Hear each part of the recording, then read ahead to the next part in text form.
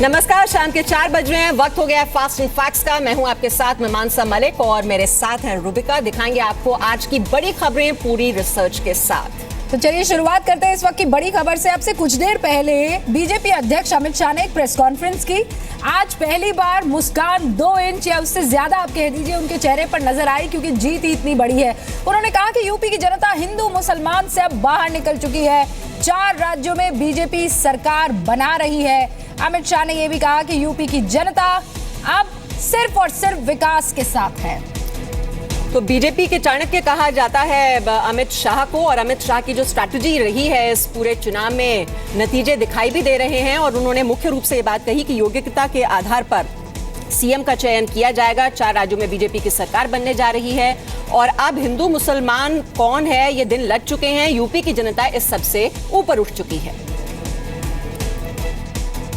जो नतीजे आए हैं वो भारतीय जनता पार्टी के लिए बड़े उत्साहवर्धक और आनंदित करने वाले नतीजे हैं। उत्तर प्रदेश, उत्तराखंड, गोवा और मणिपुर चारों राज्यों में भारतीय जनता पार्टी सरकार बनाने जा रही है।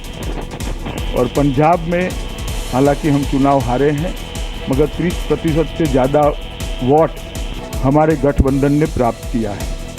सबसे पहले तो मैं उत्तर प्रदेश, उत्तराखंड, गोवा, मणिपुर और पंजाब की जनता को भारतीय जनता पार्टी की ओर से हृदय से धन्यवाद देना चाहता हूं और उनका अभिनंदन भी करना चाहता हूं, क्योंकि जो ऐतिहासिक मैंडेट ये 5 राज्यों की जनता ने दिया है वो देश के राजनीति को एक नई दिशा देने वाला होने वाला है।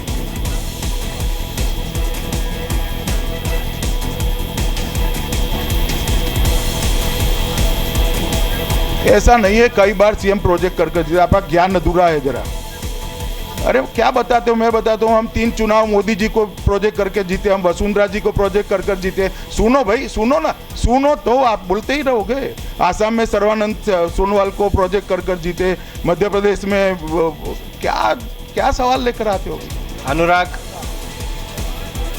प्रदेश और उत्तराखंड में भारतीय जनता पार्टी को लगभग 3/4 बहुमत, अप्रत्याशित बहुमत मिला है। ये मैं मानता हूं कि आज़ादी के बाद का सबसे बड़ा विजय है। आंकड़ों की गहराई में मैं नहीं गया, मगर उत्तर प्रदेश और उत्तराखंड अलग होने के बाद अभी जो विजय दिखाई पड़ती है आज़ादी के बाद की सबसे बड़ी विजय है। तो यूपी में मोदी की लहर 1991 की मंदिर लहर से कहीं बड़ी हो गई है। 14 साल का जो बीजेपी का बनवास चल रहा था उसको खत्म करते हुए बीजेपी 320 से ज्यादा सीटों के प्रचंड बहुमत से सरकार बनाने जा रही है उत्तर प्रदेश में।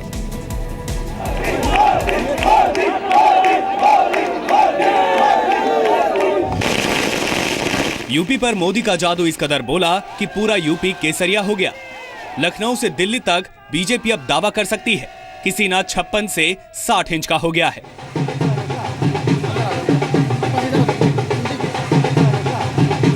कांग्रेस, समाजवादी पार्टी और बीएसपी तीनों को 100 सीटों के अंदर समेटते हुए बीजेपी 300 से ज्यादा सीटें जीत रही है। बड़े उत्साहवर्धक और आनंदित करने वाले नतीजे हैं।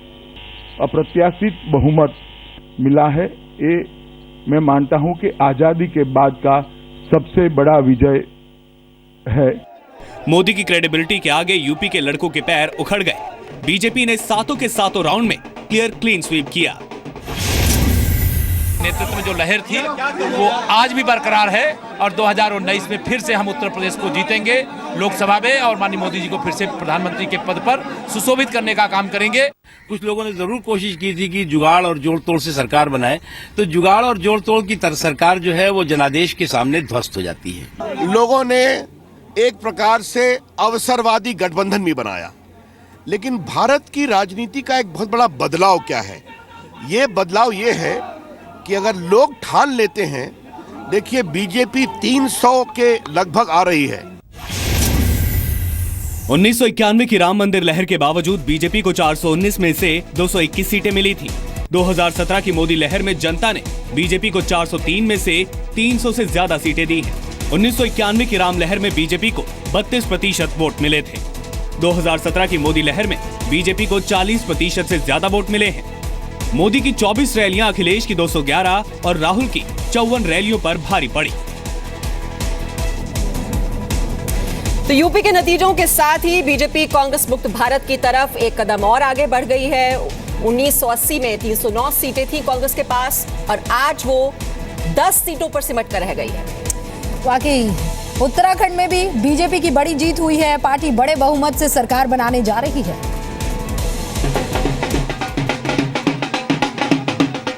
यूपी में उड़ा बीजेपी का गुलाल उत्तराखंड के पहाड़ों तक गया है।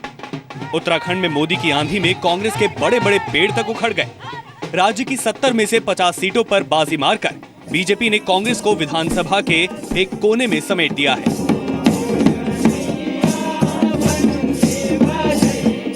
कांग्रेस के झंडा बरदार मुख्यमंत्री हरीश रावत खुद भी दोनों सीटों से चुनाव हार गए। रावत ना तो हरिद्वार ग्रामीण सीट से जीत सके, ना ही कीछा विधानसभा सीट से। बहुत सोच समझने वाली ये जनता है। उन्होंने उचित समय पर निर्णय कर ये बता दिया है कि वो उत्तराखंड को बदनाम करने वाले लीडरशिप को दो जगह हराकर उन्होंने ये साबित कर दिया कि उत्तराखंड की जनता सोचने वाली जनता। देखिए, पब्लिक सब जानती है, पब्लिक महसूस करती है कि 2014 में जिस तरीके से जुनून के साथ तो भारत का प्रधानमंत्री बना है मोदी जी, और मोदी जी ने 2.5 साल में जिस तरीके से काम किए उस सरकार पर कोई उंगली नहीं उठा सकता। पूरा राज्य में बहुत खुशी की लहर है और मैं भी उसकी खुशी में शामिल हूँ। बहुत ही हमारे लिए एक खुशी का माहौल है। जनता ने खुलकर भारतीय जनता पार्टी को अपना आशीर्वाद दिया है। हरिद्वार ग्रामीण सीट पर हरीश रावत को बीजेपी के यतीश्वरानंद ने हराया। हरीश रावत को 32,645 वोट मिले। वहीं बीजेपी प्रत्याशी यतीश्वरानंद को 44,872 वोट मिले। कीछा से बीजेपी प्रत्याशी राजेश शुक्ला ने हरीश रावत को हराया। कीछा में हरीश रावत महज 92 वोटों से हारे। हरीश रावत को 34,022 वोट मिले। कीछा सीट पर बीजेपी के राजेश शुक्ला को 34,125 वोट मिले।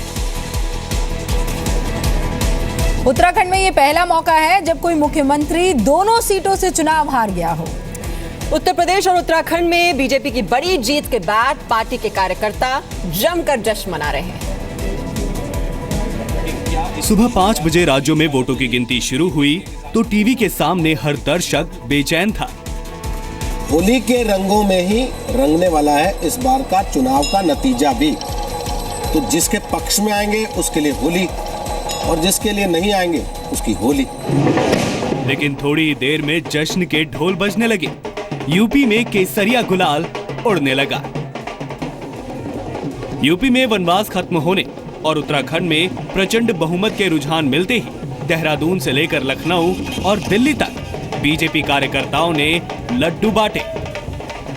बीजेपी दफ्तर में जहां ढोल धमाके गूंज रहे थे, वहीं समाजवादी पार्टी, कांग्रेस और बीएसपी के दफ्तरों में सन्नाटा छा गया। पार्टियों के नेता घरों से ही नहीं निकले। मोदी जी का मैजिक है। मोदी जी के प्रति मैजिक क्या अगाध विश्वास है जनता का। मोदी जी भगवान का वरदान है भारत के विकास के लिए, ये जनता मानती है। विश्वास था और उसी विश्वास के साथ 2014 में हमने कदम उठाया था पूरे देश को कांग्रेस मुक्त करने का, और कांग्रेस का मतलब है भ्रष्टाचार मुक्त करने का। जो उम्मीदें थी उस उम्मीदों पर बीजेपी को लोगों ने समर्थन किया। उत्तर प्रदेश में बीजेपी को 40% से ज्यादा वोट मिलते दिख रहे हैं। यूपी चुनाव में बीएसपी को 22.30% वोट मिलते दिख रहे हैं। समाजवादी पार्टी को 21.7% वोट मिलते दिख रहे हैं। कांग्रेस का यूपी में ग्राफ और गिर गया है, उसे सिर्फ 6% वोट मिल रहे हैं। सीएम अखिलेश यादव 5 बजे आज प्रेस कॉन्फ्रेंस करेंगे और शाम 6 बजे वो राज्यपाल के पास जाएंगे अपना इस्तीफा सौंपने के लिए। उधर यूपी में बीजेपी की जीत के हीरो बीजेपी अध्यक्ष अमित शाह भी रहे। शाह ने साबित कर दिया है कि चुनावी स्ट्रैटेजी बहुत बड़े खिलाड़ी वो है इसके। यूपी में मोदी मैजिक फिर चला तो इस जीत ने यह भी साबित कर दिया कि स्ट्रैटेजी प्लानिंग में अमित शाह का कोई तोड़ नहीं। बिहार की हार के बाद अमित शाह पर कमबैक का बड़ा दबाव था। उन्होंने खुद 150 से ज्यादा रैलियां की थी। 300 प्लस का अमित शाह का कॉन्फिडेंस अखिलेश के काम बोलता है के नारे पर भारी पड़ा। भारतीय जनता पार्टी के राष्ट्रीय अध्यक्ष अमित शाह जी, जिन्होंने एक अच्छे ऑर्गेनाइजर के रूप में पूरे उत्तर प्रदेश का चुनाव, उत्तराखंड का चुनाव और देश भर का चुनाव में अपनी भागीदारी दिखाई। राष्ट्रीय अध्यक्ष श्री अमित शाह जी की जो कुशल संगठनात्मक रणनीति थी, और मैं मानता हूं कि एक अध्यक्ष के नाते उन्होंने जितना अथक परिश्रम किया, उसका इसमें बहुत बड़ा योगदान है। अमित शाह के कॉन्फिडेंस के आगे तमाम एग्जिट पोल भी कमजोर साबित हुए, जो रुझानों में बीजेपी को सिर्फ बहुमत के आसपास आंक रहे थे। इस साल के अंत में गुजरात और हिमाचल प्रदेश में भी विधानसभा चुनाव होने वाले हैं। बीजेपी दावा कर रही है कि शाह की रणनीति दोनों राज्यों में भी जीत दिलाएगी। 9 जुलाई 2014 को अमित शाह ने बीजेपी के राष्ट्रीय अध्यक्ष की कमान संभाली थी। 2014 लोकसभा चुनाव में अमित शाह यूपी के इंचार्ज थे। बीजेपी ने यूपी में 80 में से 73 लोकसभा सीटें जीती थी। अमित शाह के नेतृत्व में बीजेपी ने हरियाणा, महाराष्ट्र, झारखंड, जम्मू कश्मीर और असम में सरकार बनाई। दिल्ली, पश्चिम बंगाल, तमिलनाडु, पुदुचेरी और बिहार में बीजेपी को हार का सामना भी करना पड़ा। वैसे अमित शाह के प्रदर्शन को ये देखते हुए साफ है कि वो 2019 के लोकसभा चुनावों में भी बीजेपी के अध्यक्ष की भूमिका बहुत अच्छे से संभाल लेंगे, कुर्सी पर काबिज रहेंगे।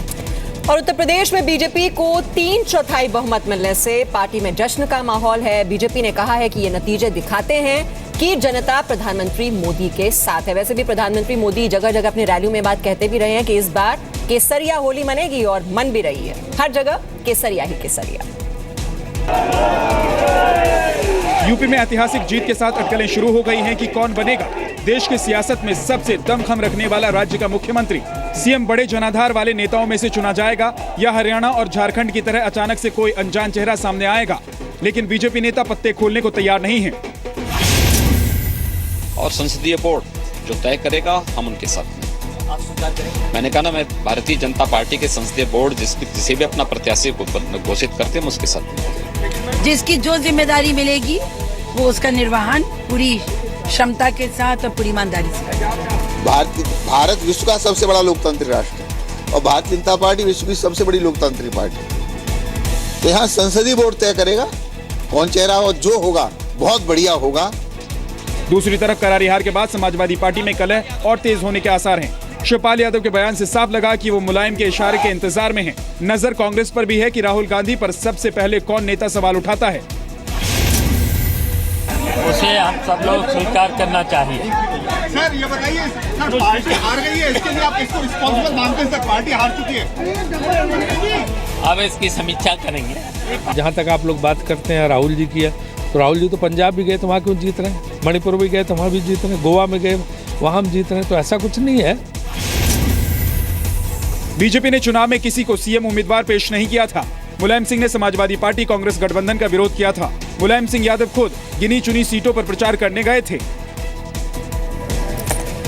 बीजेपी ने कल संसदीय बोर्ड की बैठक बुलाई है। बीजेपी जल्द ही सीएम के नाम की घोषणा कर सकती है। उधर मायावती ने यूपी में अपनी पार्टी की बड़ी हार के लिए ईवीएम मशीनों में गड़बड़ी का बड़ा आरोप लगाया है। दोपहर 12 बजे तक साफ हो गया कि यूपी में बीएसपी का नामो निशान नहीं बचा है। तो 1:45 बजे मायावती प्रेस कॉन्फ्रेंस में प्रकट हुई और आरोप लगाया कि बीजेपी ने ईवीएम मशीनों में बड़ी धांधली कराई। इस वजह से उसे दूसरी पार्टियों के वोट भी मिल गए। मायावती ने सवाल उठाया कि मुसलमानों के वोट बीजेपी को कैसे मिल सकते हैं, वो भी तब जब उनका कैंडिडेट भी मुसलमान नहीं था। इन दिखाए जा रहे परिणामों से ऐसा साफ तौर पर प्रतीत होता है कि वोटिंग मशीन ने बीजेपी के सिवाय किसी दूसरी पार्टी के वोट को स्वीकार ही नहीं किया है। ये मामला अब इतना ज्यादा गंभीर हो गया है कि इसके बारे में और ज्यादा खामोश रहना लोकतंत्र के लिए घातक साबित होगा। मुस्लिम बाहुल्य इलाकों में भी ज्यादातर वोट बीजेपी को ही चले गए, जिससे इस आशंका को और भी ज्यादा बल मिलता है कि वोटिंग मशीनों को अवश्य ही मैनेज किया गया है। 2014 के लोकसभा चुनाव में बीएसपी को एक भी सीट नहीं मिली थी। 2012 के चुनाव में बीएसपी को 80 सीटें मिली थी। 25.91% वोट मिले थे। 2007 में बीएसपी ने 206 सीटों के साथ सरकार बनाई थी। 30.43% वोट मिले थे। ऐसे पीएम ने यूपी की जीत के लिए यूपी की जनता को थैंक यू कहा है, धन्यवाद कहा है कि ये ऐतिहासिक विकास और सुशासन की जीत है। और अगर पंजाब की बात करें तो पंजाब में अकाली बीजेपी गठबंधन को झटका देते हुए कांग्रेस ने बाजी मार ली है। कांग्रेस 67 सीटें जीत चुकी है और 11 सीटों पर आगे चल रही है। पंजाब में मोदी लहर पर बादल छा गए। अकाली और बीजेपी गठबंधन जीत की हैट्रिक बनाने से चूक गया। 10 साल से सत्ता से बाहर कांग्रेस पंजाब में सबसे बड़ी पार्टी बनकर उभरी। वहीं पहली बार चुनाव में उतरी आम आदमी पार्टी भी बीजेपी अकाली गठबंधन को पीछे धकेलकर दूसरे नंबर की पार्टी बन गई है। सीएम प्रकाश सिंह बादल ने कहा है कि वो हार की जिम्मेदारी लेते हैं। वहीं नवजोत सिंह सिद्धू ने कहा कि पंजाब की जनता ने दुष्टों को हराया है, धर्म की जीत हुई है। एक कमेटी बनाएंगे, मैं प्रधान साहब को कहूँगा वो जल्दी वो कमेटी बना दें या कोर कमेटी की मीटिंग बुला लें जिसमें सारे इलेक्शन के हर पहलू जो है उसको अच्छी तरह विचार किया। पंजाब का खजाना जो इन चोरों ने डाकुओं ने लूटा है वो फिर दोबारा से भरे और पंजाब का सम्मान बहाल हो, ये उसी की लड़ाई है। I think it is the people of Punjab want stability. They want development. They want jobs. They want industry. They want a better education, better health. आम आदमी पार्टी ने कहा है कि पंजाब की जनता ने जो जनमत दिया है, हम सब उसका स्वागत करते हैं। जनता अकाली गठबंधन का एक विकल्प ढूंढ रही थी और उनको वो विकल्प कांग्रेस में नजर आया और हम में नजर नहीं आया, तो हार स्वीकार है और कल के लिए तैयार है। पंजाब में 4 फरवरी को 117 सीटों पर चुनाव हुआ था। अकाली दल ने 94 और बीजेपी ने 23 सीटों पर चुनाव लड़ा था। अमृतसर की 5 सीटों पर कांग्रेस का कब्जा हो गया। पंजाब में आम आदमी पार्टी ने पहली बार चुनाव लड़ा था। और पंजाब में कांग्रेस को 38% के करीब वोट मिले हैं, जबकि बीजेपी अकाली गठबंधन को मिला जुलाकर 30% वोट भी हासिल नहीं हो पाए। उधर मणिपुर की अगर बात करें तो उसमें कांग्रेस और बीजेपी के बीच अभी कांटे की टक्कर चल रही है। 60 सदस्य विधानसभा में बहुमत के लिए अभी 31 सीटें होनी जरूरी है किसी भी पार्टी के पास, लेकिन अभी मामला टक्कर का है। मणिपुर विधानसभा चुनाव की सबसे बड़ी खबर यह है कि पहली बार चुनाव लड़ने वाली मानवाधिकार कार्यकर्ता एरोमा शर्मिला की राजनीति को जनता ने बुरी तरह से नकार दिया है। थोबल सीट पर मुख्यमंत्री ओकोराम इबोबी सिंह को चुनौती देने वाली शर्मिला को सिर्फ 90 वोट मिले हैं। इबोबी सिंह ने बीजेपी के लीतानथेम बसंता सिंह को हराकर सीट जीत ली। इबोबी सिंह ने खुद तो अपना किला बचा लिया, लेकिन मणिपुर की सारी सीटों पर बीजेपी कांग्रेस को कड़ी टक्कर देती हुई दिखाई दे रही है। मणिपुर में अभी हम कह सकते हैं भारतीय जनता पार्टी है, भारतीय जनता पार्टी का एजेंडा है, मोदी जी का करिश्मा है। और मणिपुर के रुझानों पे आपने देखा होगा भारतीय जनता पार्टी भी नेक टू नेक है, जहाँ पे कभी भारतीय जनता पार्टी ने खाता नहीं खोला। तो देश की जनता ने तय किया है कि हमें एक अच्छी, पारदर्शक और स्ट्रॉन्ग सरकार चाहिए। सीएम इबोबी ने बीजेपी के बसंता सिंह को 10,470 वोटों के अंतर से हराया। इबोबी सिंह को 18,649 वोट मिले हैं, जबकि बसंता सिंह को 8,179 वोट मिले हैं। थोबल सीट पर एरोम शर्मिला को नोटा से भी कम वोट मिले। मणिपुर में पिछले 15 साल से कांग्रेस की सरकार है। इबोबी सिंह लगातार 3 बार से मुख्यमंत्री हैं। 2012 के चुनाव में बीजेपी ने मणिपुर में एक भी सीट नहीं जीती थी। वैसे आपको बता दें कि मणिपुर में इस वक्त तक बीजेपी 18 सीटें जीत चुकी है और 3 पर वो आगे चल रही है, लेकिन कांटे का मुकाबला है। 25 सीटें यहाँ पर कांग्रेस को मिली हुई है, लेकिन कांग्रेस 19 सीटें जो है वो जीत चुकी है, 5 पर आगे चल रही है। लेकिन रूबिका कह सकते हैं कि मणिपुर में एक बड़ी जीत है बीजेपी के लिए, क्योंकि जो खाता भी नहीं खोल पाई थी वो इतनी सीटों तक पहुंच गई है। ये एक बड़ी कामयाबी बीजेपी के लिए। और मणिपुर की तरह गोवा में भी बीजेपी और कांग्रेस में कड़ी टक्कर चल रही है। और बड़ी बात यह है कि सरकार बनाने का दावा कर रही आम आदमी पार्टी के दूर दूर तक उनका कुछ अता पता नहीं है, उनको नहीं हासिल होने वाला कुछ। गोवा में बीजेपी के लिए सबसे बुरी खबर यह है कि उसके मुख्यमंत्री लक्ष्मीकांत पार्सेकर खुद चुनाव हार गए हैं। मैंड्रम सीट पर पार्सेकर को कांग्रेस उम्मीदवार दयानंद ने हरा दिया। पार्सेकर के मंत्री दयानंद मांद्रेकर भी हार गए हैं। वहीं गोवा के पूर्व मुख्यमंत्री और कांग्रेस नेता प्रताप सिंह राणे पोरियम सीट से जीत गए हैं। नतीजे बता रहे हैं कि गोवा में आरएसएस का चेहरा रहे सुभाष वेलिंगकर ने बीजेपी को बड़ा नुकसान पहुंचाया है। वेलिंगकर के गोवा सुरक्षा मंच ने शिवसेना और एमजीपी के साथ मिलकर चुनाव लड़ा था। गोवा में तो भारतीय जनता पार्टी के सिटिंग मुख्यमंत्री तक चुनाव हार गए। 2 प्रांत हमने भारतीय जनता पार्टी के गठबंधन और सीधे उनसे वापस ले पाए हैं। 2007 के चुनाव में गोवा में कांग्रेस को 16 सीटें मिली थी, 32.5% वोट मिले थे। 2007 के चुनाव में बीजेपी को 14 सीटें मिली थी, 30.02% वोट मिले थे। 2012 विधानसभा चुनाव में बीजेपी को 21 सीटें मिली थी, 34.7% वोट मिले थे। 2012 के चुनाव में कांग्रेस को 9 सीटें मिली थी, 30.8% वोट मिले थे। गोवा में इस वक्त कांग्रेस 15 सीटों पर और बीजेपी 13 सीटों पर आगे है। आम आदमी पार्टी का स्कोर अभी भी 0 बना हुआ है। वैसे छत्तीसगढ़ में नक्सलियों के बड़े हमले में अब ये खबर भी आ रही है कि सीआरपीएफ के 12 जवान शहीद हो गए हैं। सीआरपीएफ की 219 बटालियन पर यह हमला छत्तीसगढ़ के सुकमा जिले के भेजी इलाके में सुबह 9 बजे करीब हुआ।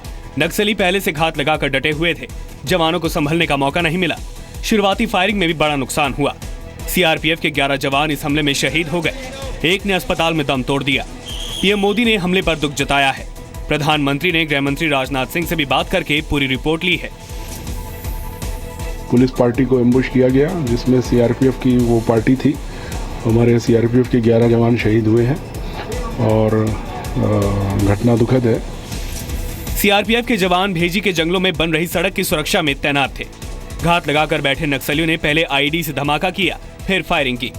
नक्सलियों ने सीआरपीएफ जवानों से 10 हथियार और रेडियो सेट्स भी लूट लिए।